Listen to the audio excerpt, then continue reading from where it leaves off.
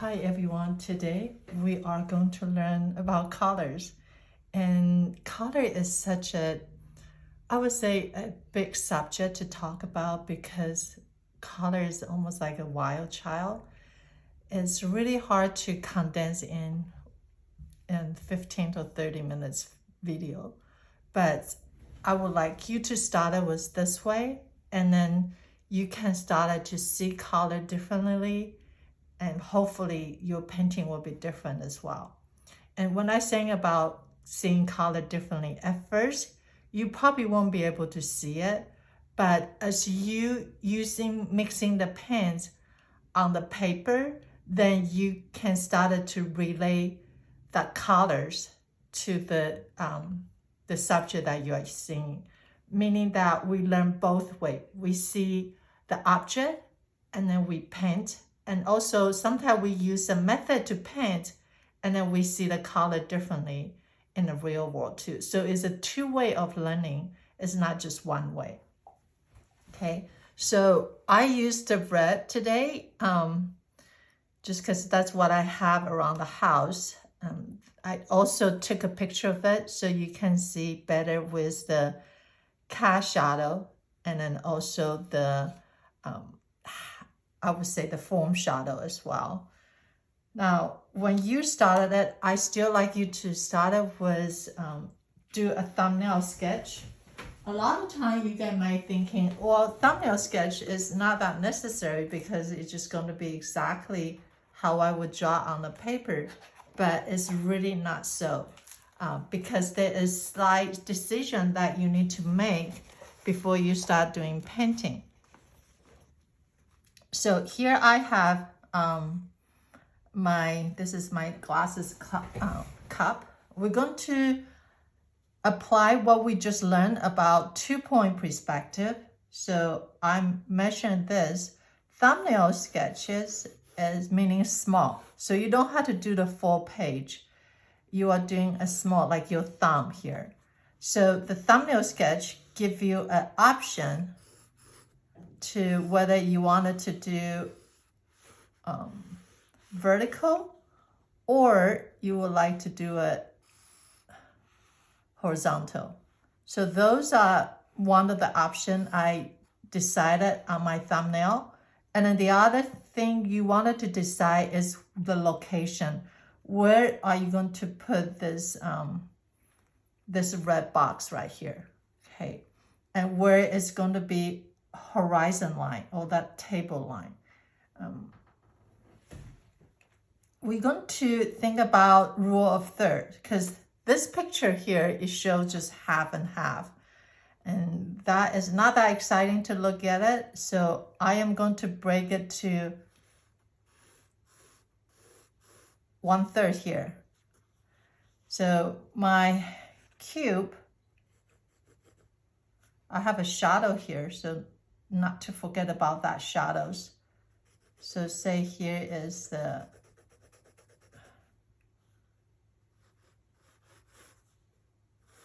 my vanishing point. You can measure it up to here.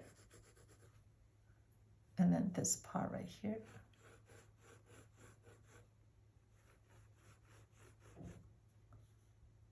So you can see that I'm not doing the whole cube in here, which is okay.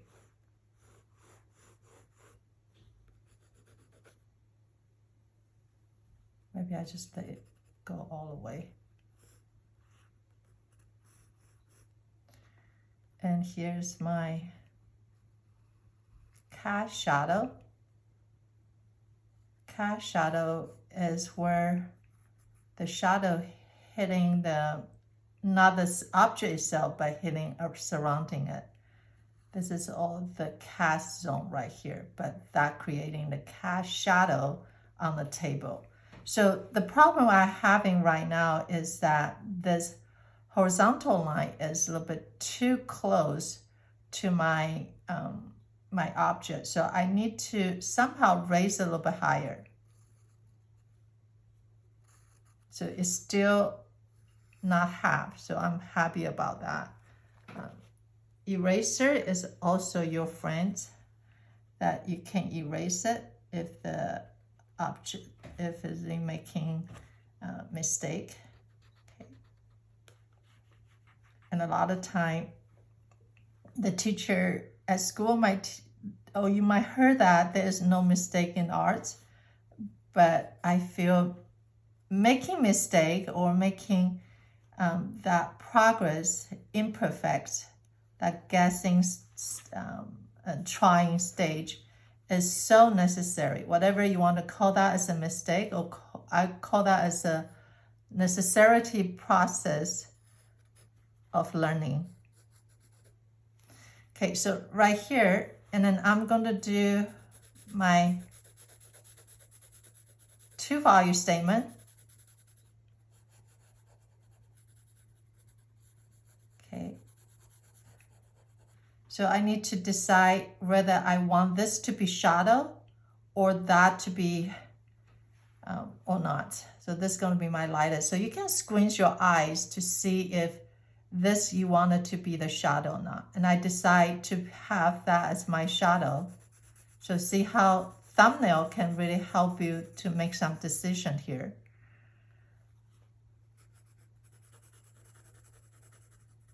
Okay, so that is that right there. I don't have time to show you the second one, but I like you to at least do 2 or 3 thumbnail sketch before you move on to the big one.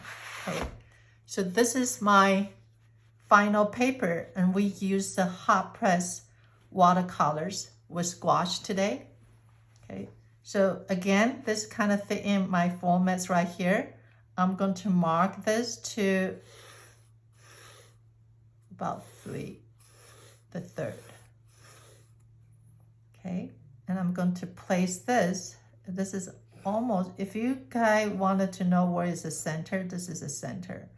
So that would be kind of help you to find your location too, if you want to. So this line is about right here. Hold your pencil this way so you can be able to, you can either move this wrist or you can move the whole arm. Yeah, but try not to do this. This is not a good quality of line. Line is represent your state of mind and also your heart, right? So if you do it this way, I feel you're not confident with what mark you're going to make. So here we go. Here's this part right here. And then this is going to here.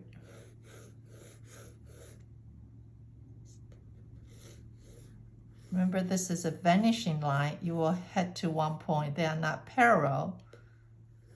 At least in this exercise, I want you to use 2-point perspective or 1-point perspective, okay?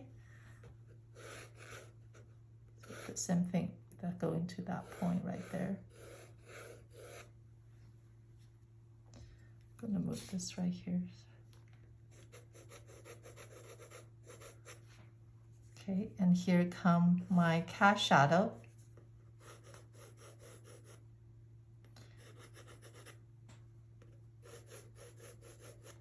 Okay, I'm gonna start to do my painting. Now here I have red. You guys are gonna use only 3 colors, red, yellow, and blue. They are the primary colors. And before you do it, I would like you to wet your pen so it's moisture and it's easy for you to mix color so it's not dry. If your colors is kind of messy, you know, like this one right here, you can wet it, and after that you can get a I would say this wipe, miracle wipe. You wipe anything right here, you can just kind of get a little bit clean colors of yellows. Okay, so even though we are painting red, but you're going to use all of the colors.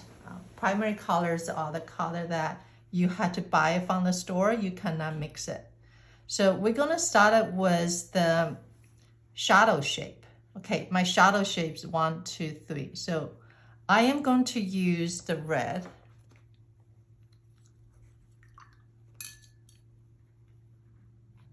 Make sure also not adding too much water. This is not watercolor.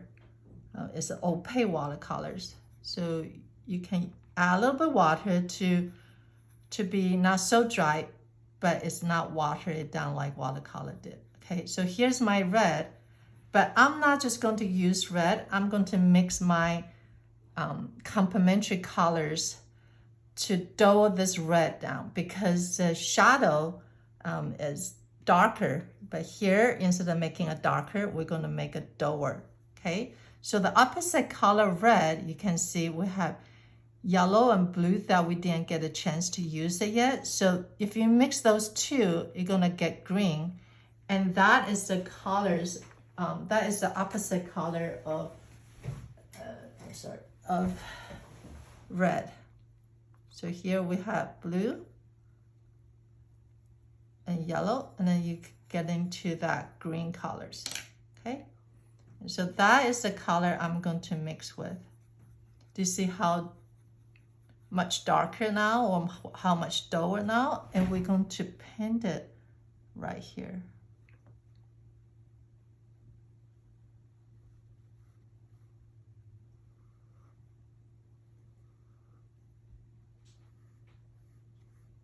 This is still a little bit watery, but since it is the first layer, so I'm not too worried about it. And this part right here.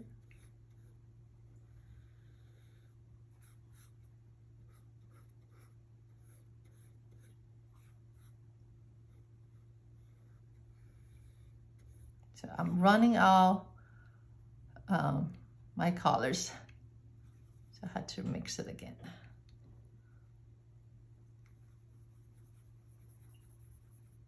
If you cannot match the exactly color, please don't worry about it. We are more concerned about value than the colors. Okay.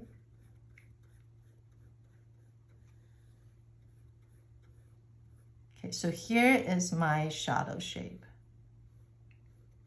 And you might say, Shu-Chih, the cat shadow is not red. Yeah, it is not red. So we're gonna come back and fix that in a second once it is a little bit drier, okay? Now we're gonna go and work on the light parts, okay? So for the light part, we're gonna use red. One second, let me grab it very quick. So for the red, you need to rinse your brushes again. And this time, we're gonna also use white. And I'm gonna also use yellow, because red and yellow, they are analogous color, meaning they are the neighbor colors, okay? Meaning that you can mix them without getting muddy. So I'm gonna use,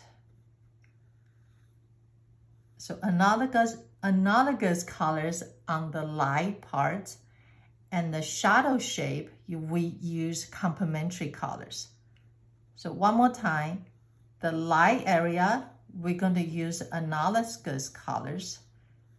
For the red, it will be yellow or orange, okay? And for the shadow part, we are going to use complementary color. For the red, it's going to be green. If you guys can write that down, that would be great. So if you use the red, that is the case. But if you use blue, the complementary color of blue will be orange, right? And the analogous colors of blue is going to be green. Okay, now while we're waiting for this to dry, we're going to start to talk about broken colors, okay? What is the broken colors? Meaning that We use that a lot in Impressionist painter, special Claude Monet. Okay, we're gonna look at some of his work. In his work here, you can see that he will go to the same location, but in a different time of the day to study how is light affecting the colors, or how is color affected by the light. How is the color affected by the light? Okay, so you can see this is early in the morning, and here you have the sunset, which is much warmer tone. Okay, what broken colors mean that if you look closer to the colors here, even though is a brown, I Google search at the brown stack. Like you can, this is what a real photo is. So how you get from this photo to get this color, one is the lighting, because the lighting almost transform the color into different hued. Here you can see you have the yellow, right? The shadow part, the shadow shape, we are using yellow with the purple to kind of get that duller brown, duller like Rossiana. Okay, one more time. So here is the colors that you can see. So instead of mixing the colors and paint it over and over again, you can see how Monet had broken up the colors into all different little statement and little section, and the color itself will mix it for the eyes. So instead of mixing on the palette, of course you have to mix the color on palette, but you don't mix it evenly. Okay, so we're gonna try that. It's a little bit harder for me to explain, so I'm gonna try to show you. Again, did you see how this cat shadow here is using green, and this is kind of like reddish orange here. Okay, so let's go back to our cube. Sorry.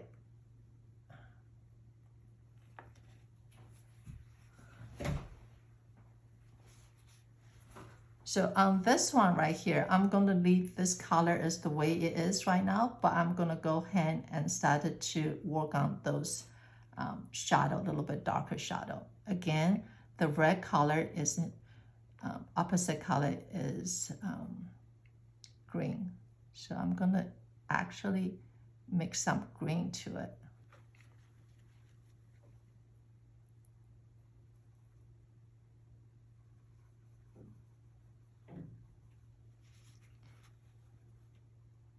Especially like right here.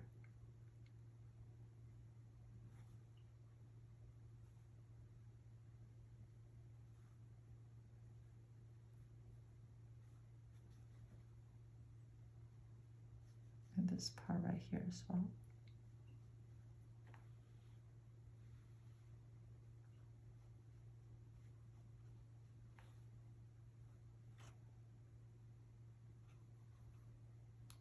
You can add more blue to it on this edges here. So it's more like a bluish green.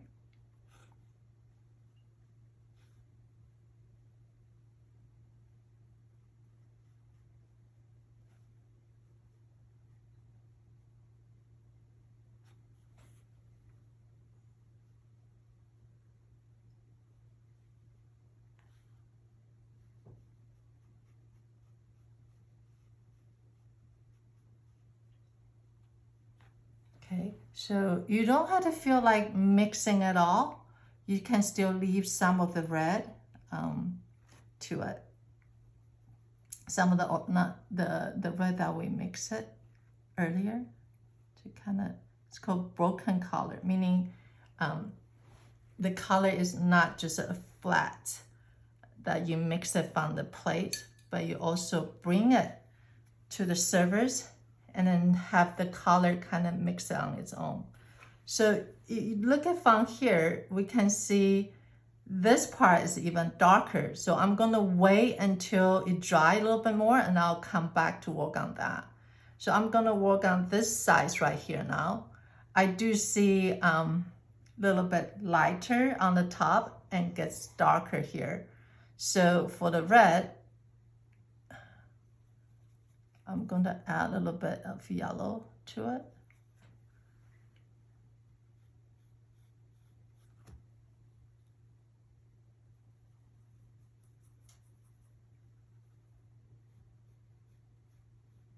Okay, it's a shadow shape, so it's supposed to be duller and not bright, okay?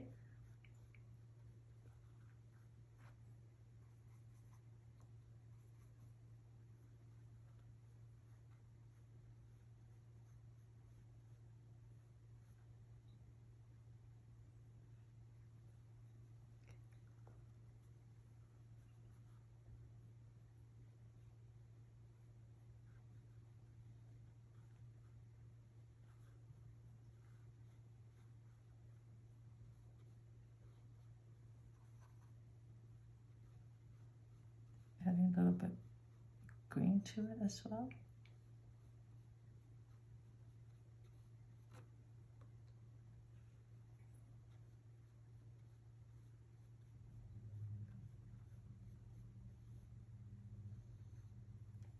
Okay, and from the top here, what I'm going to do is I look at this.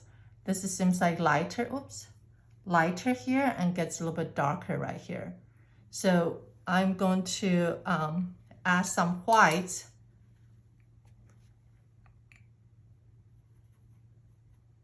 to the red and then kind of getting that yellowish green. Not yellowish green, I'm sorry, yellowish orange there.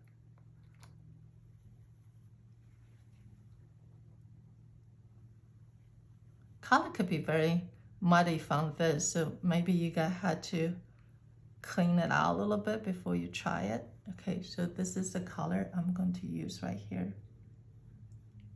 Okay, very close to the underpins that I did earlier, but it is a little bit slightly different as well. I can add a little bit more white to make it happen.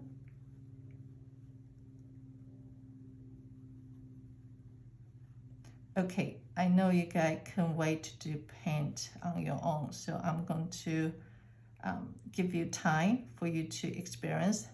This is a fun project, but also could be frustrating. Take time to look at the relationship between each color. They somehow talking to each other too, or you had to make them talk to each other, communicate with each other to see if that work or not. Okay, so if it's not working, you just kind of make it until it works for you. And if you have a question, you can ask Isabel or me, okay? All right, and here is a little bit lighter. You can add a little bit lighter here. Okay, so what we learned today is first, you're going to do the thumbnail. And after the thumbnail, you decide where is going to be your shadow shape and where is going to be your light colors. For the shadow shape, you're going to tone it down the color. Like if you choose red, you're going to make it duller by mixing green, no black. And then the light part, you're going to do the neighbor color, meaning analogous color. The red, the neighbor color will be yellow or orange. Okay, I have a color wheel at the studio too. If you wanted to take a look at that, do that as well. But most importantly, you need to kind of engage with the color and to see how does that color feel to you, and not just trying to figure out all the method, okay? Because I believe that you as an artist, that can figure things out on your own as well. We're just giving you some of the concept that you can use as a tool. Okay, for the background, I didn't talk about the background yet. So just let me go very quickly with the background. Since the background here is white, but it has a little bit blue tint to it. So here is the fun part that you can play. You can make it all warm colors, meaning you can have a background. I might just kind of experience this right here with you. You can make it more like a warm colors, like right here.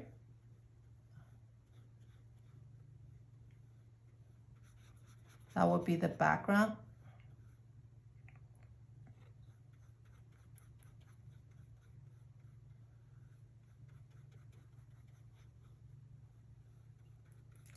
If you like this kind of, everything is warm, or you can, let's try blue here to see if that is the color you like, have a cooler background.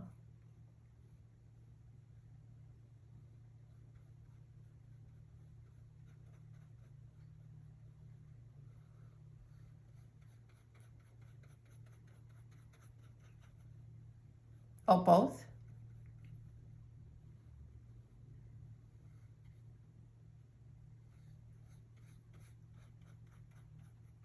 Okay.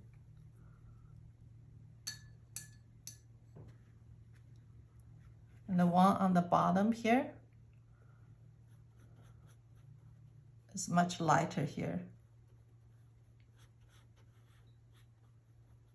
I'm gonna add a little bit of red, too red.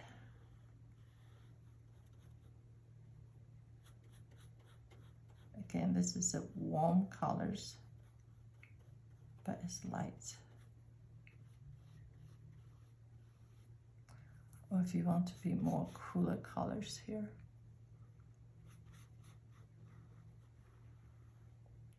Play with it and to see what it feels right. Your sense will kind of helping you to know this is what you want or not, okay? So the reason I use red is because your shadow also, or like everything had to work together as well. So instead of just leave it white, I would like you to think about what kind of white is that. So here you can kind of tint it a little bit more bluish, and then here I see a little bit more warm colors, yellow here. Okay, all right, I hope this helped. If it doesn't, we just had to keep practicing it. You can keep asking me questions. I'm also learning how to teach as well. So hopefully this will be a fun experience for you. Okay, thank you.